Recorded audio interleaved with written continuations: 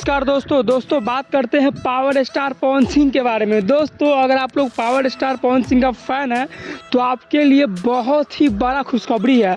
दोस्तों power star Pawan Singh का fans का इतना बड़ा पावर होता है कि पवन सिंह के नाम को जीरो से लेकर एकदम टॉप लेवल तक पहुंचा देते हैं। दोस्तों पावर स्टार पवन सिंह का एक गाना रिलीज हुआ था हाल फिलहाल में, कमर दर्द कराता।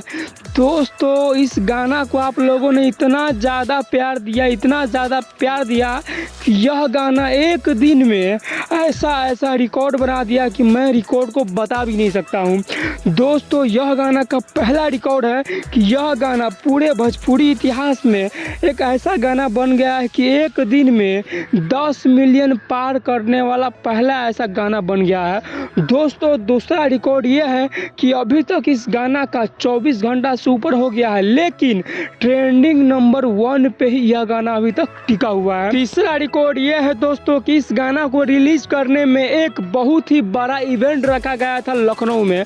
दोस्तों यह इवेंट इतना बड़ा था कि पूरा भोजपुरी इतिहास में सबसे बड़ा इवेंट का नाम दिया गया इस इवेंट का।